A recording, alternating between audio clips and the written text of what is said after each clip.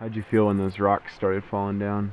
On that mountain over there? Yeah, when we were down, coming up and we were on that ledge. I don't know, I felt like turning back around and walking to the truck.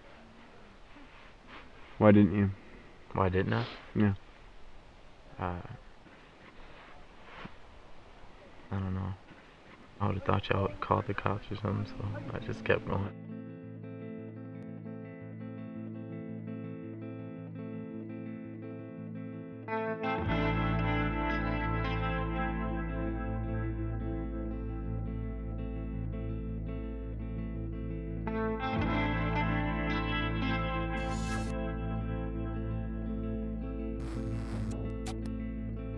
We want to reach those kids who have no concept of the beauty that's out here, of the challenge and accomplishment that's out here. Most of the kids just really don't have any idea what they're getting into from the start, so they'll come in just kind of doing whatever you ask them to do. This is DJ's bag.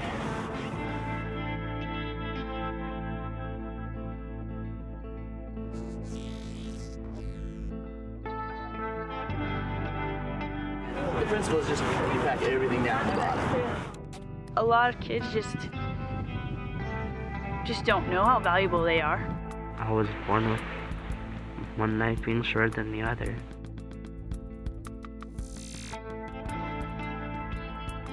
It's kind of hard, makes me live a lot. They're just in survival mode in a lot of the places that they're coming from.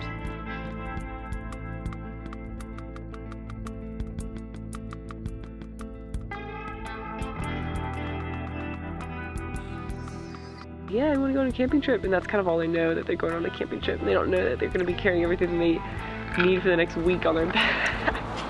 I'd say it's about as heavy as my sister, maybe 50, 60. It's a good weight. What are you looking forward to? Making it back. She's gonna like drag me up the mountain.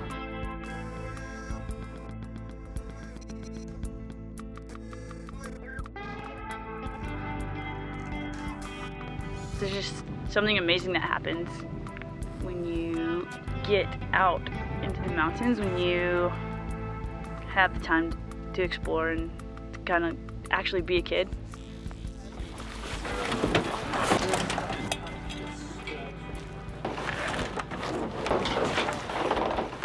It's cold out here and we need plenty of clothing and we need a lot of high-end tents and all that, so they start out carrying heavy gear up a pretty decent grade up to the base camp here, and that in itself I think was a challenge. Jump up and then tighten it down as you jump up to make sure it doesn't above your hips. The hike in was pretty tough. I think some of the kids knew what to expect and some didn't at all.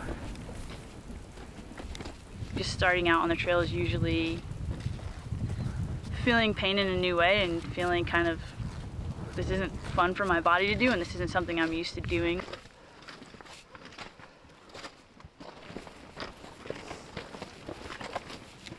The students, I think, maybe a mile in on the trail realize they're not in for a normal camping trip. As the weight of the pack sets in, as the concept that they are out in the middle of nowhere starts to set in, they realize this is something different.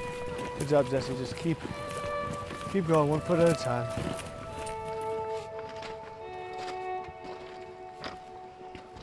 I'm just out of every environment that I've been in, I've never seen anything like this kind of, that kind of change really puts people out of their comfort zone.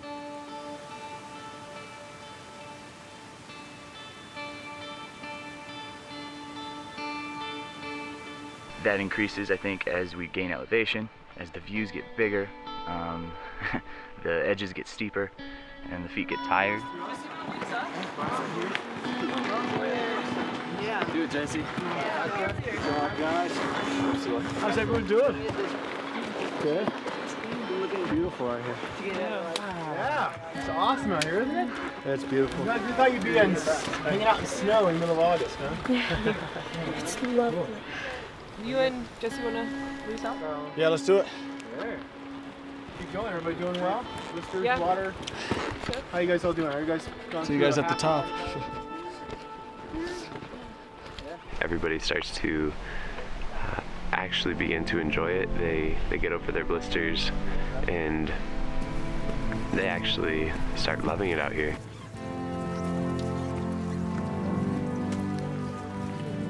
Camera guy, you're getting this. This is amazing.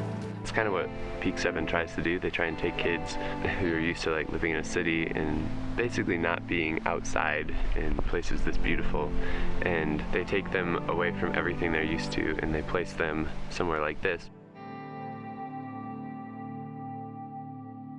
You have a kid in maybe an urban environment 1.8 miles outside of their neighborhood in Tacoma, and that's as far as they've been, and they know the area. That's home for them. Out here, this is a totally different area. We're gonna take a break when we get a little bit higher. You're doing awesome. Sure. What do you think? It's probably a lot longer than it looks, right? Yeah. Go back to school at the end of the summit, and all your friends ask what you did. You could say, "I climbed a mountain." Okay, everybody get their helmets on for this next section. Oh yeah, right up around there. Railroad Ridge and then base camp. I didn't know we was gonna do all this. They said a hike. Well, I didn't really read the thing. I should have read it. Better go home. The ridge had one side that was pretty steep, and that's kind of when it hit him, that he was kind of outdoors in the wild a little bit, and he got pretty fearful at that point and was kind of like, take me home now. Yeah, it's a challenge. It's for sure it's a challenge. I know you can do it, and I know you can do it. It's just a matter of deciding that you're going to do it. Yeah. I'm not gonna do it.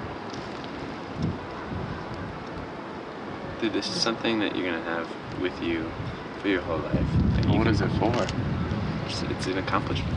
For them, usually this hasn't been a safe place to trust. It hasn't been a safe place in the city or in their environments they have is to trust other people, trust adults, or even their own peers. DJ, there's things in life that are really hard. And it's those things that are usually worth the most in the end. Yeah. Nothing in life that's worth anything is easy. I don't think God just randomly put us here. I think he brought the people here for a reason. He brought me here to go home. There's something that's holding you back right now that's telling you you can't do it. I never wanted to do this in life. Just give it another chance. Yeah, just keep going. Give it another shot. They really start to trust you and start to trust one another through this experience.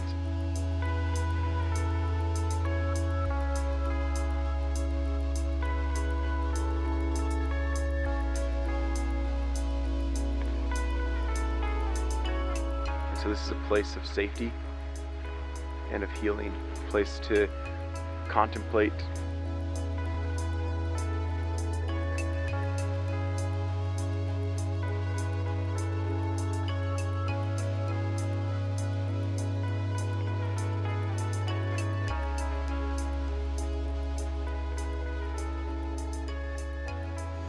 As I was walking up the hill, my feet started hurting, and the pain just went up to my kneecaps, like always. And it just hurts. I was thinking, like, if I didn't keep going, I would have died or something like that. Like, fell off one of these rocks. So I just kept going.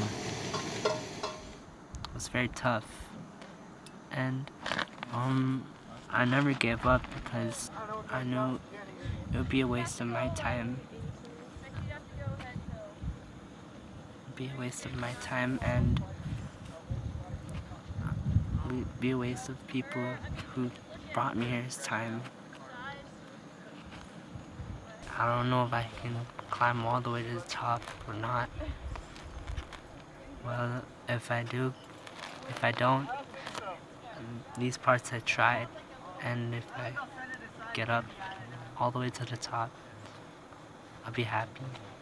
So was it difficult today? The last stretch, yeah. Yeah, the last part. My stomach hurt. That wasn't really good. Yeah, you guys did well. How about up here? Is this what you expected to see? Is this what you thought you'd see? Anything seem like this? What? Not really, no. It looks really good up here. So it's not what you expected you'd see? How awesome it is. But it's such beauty. I mean, how can you stop?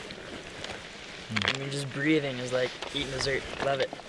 Kind of learned about not assuming the worst about people, or continuing to assume the best. You guys are awesome. I didn't hear really any complaining, but you know, there's a lot of pain, a lot of hurting, a lot of soreness. But you guys did awesome, and that was really cool. So, we really appreciate that.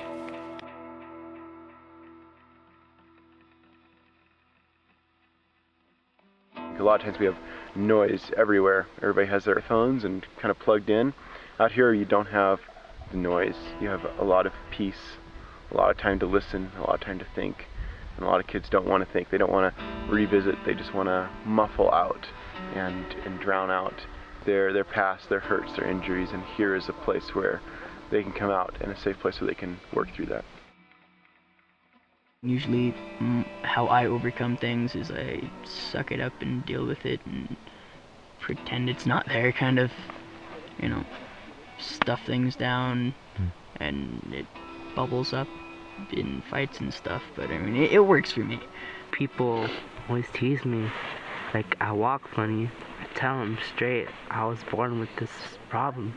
They'll actually open up to you, and they'll tell you what's going on in their lives and what they struggle with, and it's incredible to hear the pain and everything that some of these kids have gone through. Like, it's stuff that I can't imagine ever having to go through, especially at their age. You know, I have a knife on me 24/7. I sleep with a knife because I've had people break into my house before.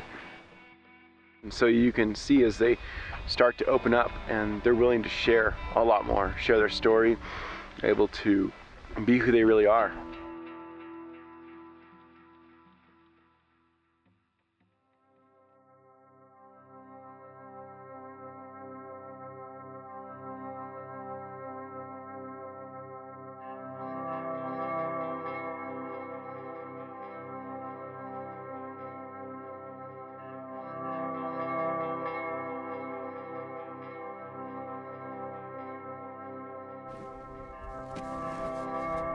Some of these kids before this year had never even been car camping, and so this is just a huge opportunity and experience for them to get out and see a whole new form of recreation.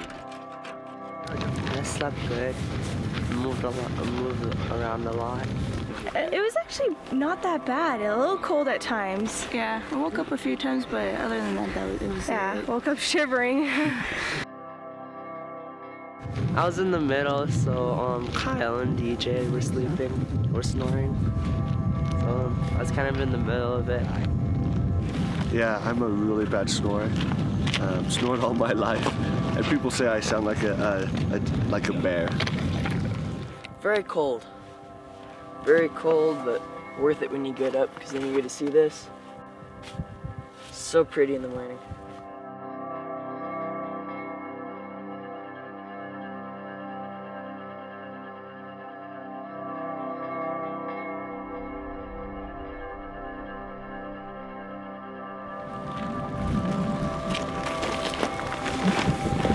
Lime chili with shrimp, okay? Anything.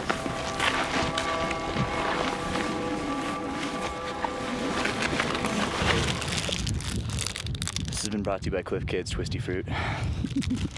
Before we take them up the mountain where things could go wrong, we take them through a few hours of snow school.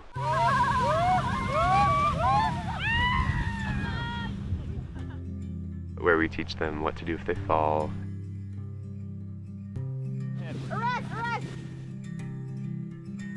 And how to walk and how to go uphill on really steep hills. Snow school was really, really scary for DJ. The thought of climbing the mountain, even just the thought of being here in the snow and the thought of challenging himself really scared him. So you put it across your body, grab it like this, and then you keep it like that. And as you go down, you use your left hand and shove it into the snow and use your body as a brace for it. You got it? All right. Through the encouragement of the leaders and of the other student, he was able to kind of participate in most of the snow school. And I think he, for the most part, enjoyed most of it.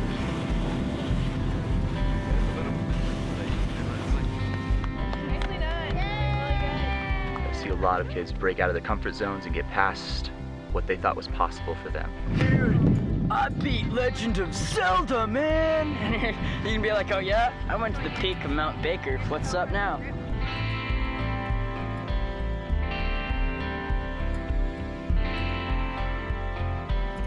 It was pretty fun. I got frustrated a little when I couldn't do it, but eventually when I got it, I was like, oh, yay. Yeah. What about you? Your butt gets really cold. Yeah, and wet. With Jesse, we noticed on his feet that he had just these huge blisters on each foot. Really bad blisters. That really kind of took his day away Tuesday.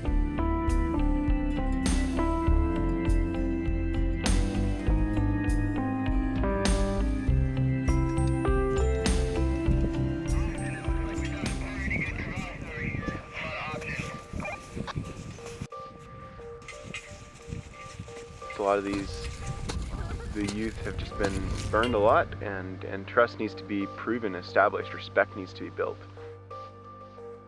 Not just getting out of the car and roping them up as a team and heading off the mountain, but building blocks and establishing that trust and establishing that relationship before you bring it to that level of hooking them in and ropes and traveling around crevasses and being able to catch each other when they fall.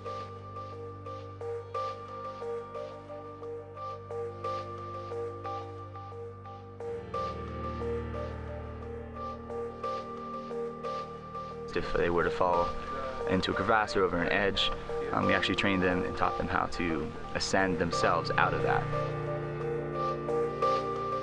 They're trusting one another, they're realizing their responsibility, giving them building blocks. I like challenging myself. Going in the crevasse was fun. Just simply being away from home. It's awesome. When you're out here, a lot of your problems seem a lot smaller. You're out here just in God's amazing creation. You can see a really powerful God and a really intricate, detailed God.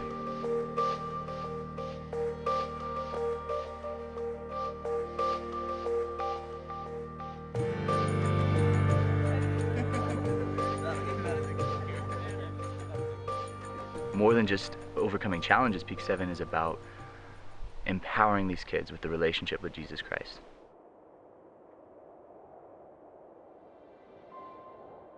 Sharing the love of Christ with kids in a different setting, and not in a church setting, just kind of out in the outdoors in real life.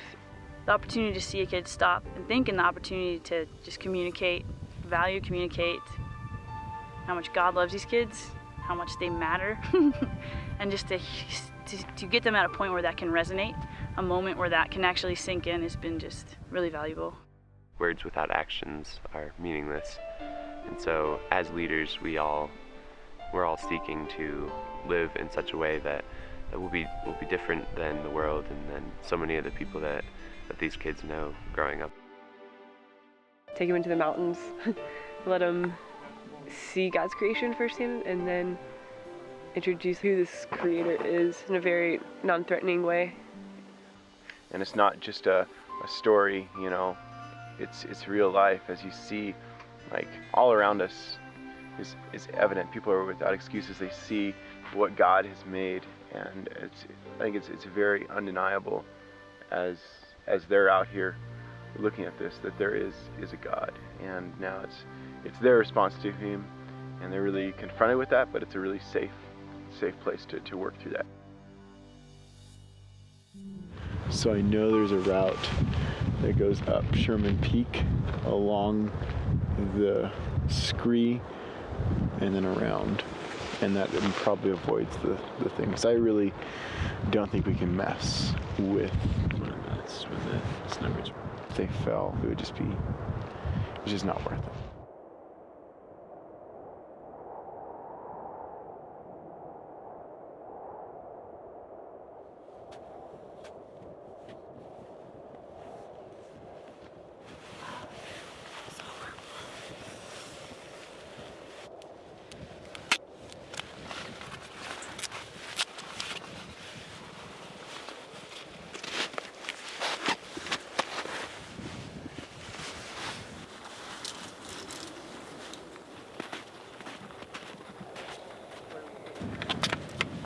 dreaming, happy thoughts, and then, you know, and Jacob wakes me up and my immediate thought is, Aiden, put your head in the game. I'm going to the summit.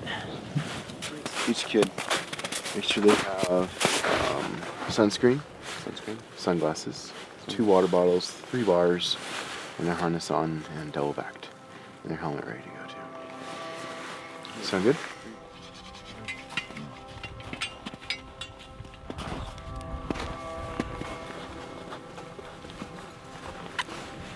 It's kind of gross. I think it tastes fine. Oh, really? Yeah. You've got issues then. I hate sunscreen too. I've ever put sunscreen on at 1:30 in the morning. You got This sunscreen might be now. a first. Oh, is this the sunscreen party? Nice. There's some like sunscreen chapstick. Do you want some, man? You can share. Does it feel like you're rubbing hot holes in your face? Oh, no, it feels like I'm having ice on my face. That's good. My legs feel like a sheep is chewing them alive. Because I wore Sounds nice.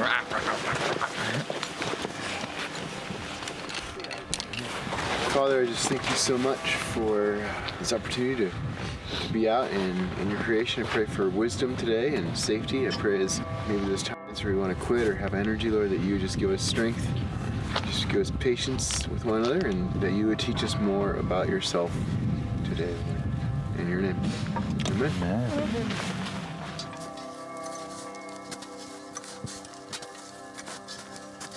Looking at the stars, the clouds, the snow. It's pretty cool. You can see because the moon's coming down, but you know, normally in the city, moon, whatever, you're not going to be able to see.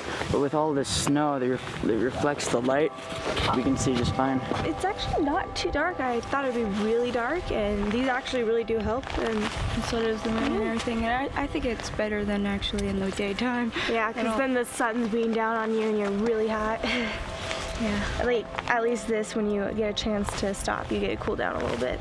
Yeah. Steep grades and hazards. We want to all be together as a team. So there were 2 rope teams of 4. That means 4 people are roped together, for better, for worse. If somebody trips and falls, everybody goes in the rest position and clings on in the snow with their ice picks, and which gives them a chance to catch themselves and get up. So we work completely and entirely as a team from this point out.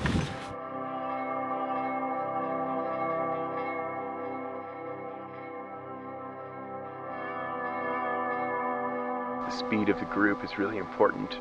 You know, as we're racing the sun and it's heating up all the snow and kind of destabilizing it up there a little bit.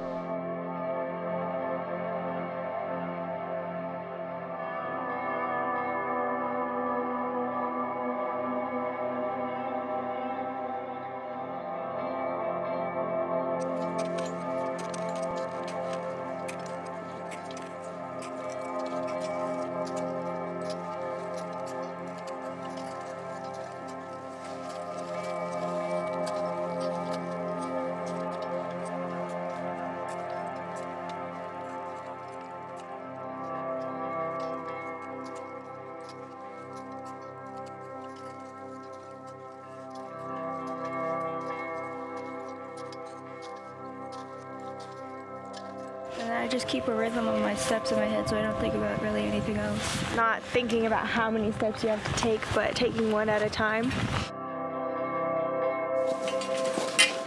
Let's go around. Oh, I thought this was that's the snow bridge. We're walking the snow bridge. Ran into some pretty interesting sections on the Roman wall. It's really melting out. Had to navigate around some snow bridges, and some of the girls, and including myself, got a little nervous. Kept having to change routes. I think I just got really scared right there. I think each of them kind of crossed a personal boundary line, sort of that point of no return where they realized they were on this thing for better or for worse. And then seeing them just kind of push past that and accept where they were and even enjoy where they were. And we made it to the summit. The team that went up, we accomplished that goal, and we made it back again safely. And think that each of these kids are going to take away something huge for their lives.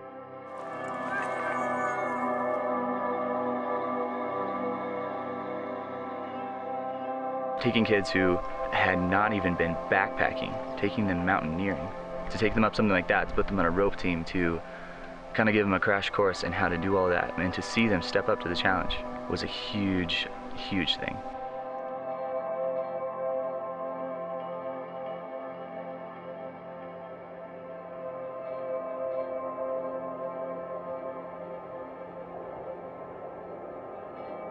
So building on an idea of, you said, kind of stuffing things down, maybe putting things away and not dealing with them in the moment. If you were on the mountain and say you dislocated your knee, but you didn't tell anybody, and you just kind of put it out of your mind and kept walking, what would happen? It'd screw up my knee even more, and then everybody's like, whoa, you screwed up your knee? You walked on your knee? Dang, dude, you're stupid. Yeah. And then I'd look back on it and be like, wow, I was stupid and I learned from my mistakes. Right. So, maybe a principle of, like, if something gets screwed up in your life, if I can say that, if you pack it away and pretend nothing happened, doesn't mean your knee's not dislocated, right? When real problems happen in real world situations like that on the mountain, you gotta deal with it, you know, right away. Yeah. If, you know, your rope came untied, you couldn't be like, oh, it'll probably be okay. Gotta tie that rope back on, right? Quick. Yeah. You didn't go to the top, but did you feel okay about that? Did you feel like the other group accepted you and stuff like that? I felt kind of good because for like the first time I didn't do something because someone told me to do it. Because I didn't even really want to like go to the top of the mountain. Like, I never really thought about that in life. Like, oh, I seen it on movies, like, oh snaps, I want to see what that looks like. But I know what it looks like. I'm already up here. Usually at work, I do complain. I don't know, I would get tired a lot and everything, and I'm just like, when I was going up the mountain, I'm like, this makes work seem like nothing. So I don't know, it just kind of made me think, like, if I can do this, I basically can do anything else. I guess it was better that we did this together because we make each other stronger because we're that close and we're more comfortable with each other. So it just made it that much easier, and knowing that she wasn't gonna give up and I wasn't gonna give up. Yeah. And like having her in front of me and then I was in front of her, I guess it was just a little bit of motivation. Like, you know, she's keep going and I'm gonna keep going. Yeah. So. It would have been a lot harder without her. Yeah. The kids have learned a lot. It always surprises me, kind of looking at what I think they're going to get out of it or what I think they're not going to get out of it and what they did. Knowing that even though I can't climb up the summit, the peak, but like at least I got to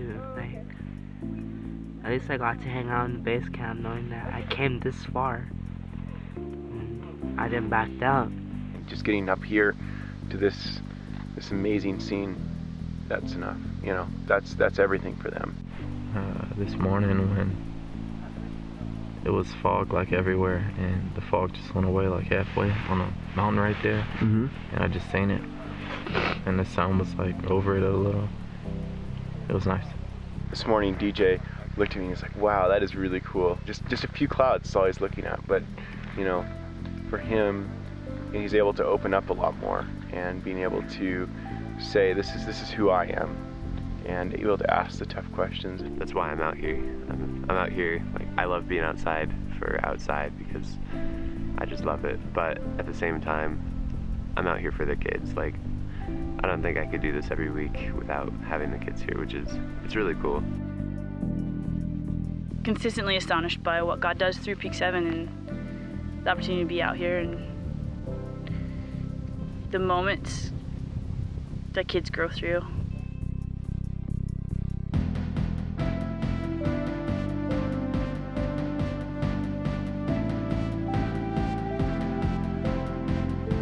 We seek to come alongside them in this adventure, in this experience, and help them to at least start to see what God might have for them, start to see what God has made for them in creation. And it's a privilege and a blessing to be a part of that experience. We just facilitate an environment, and God and His creation just does the rest.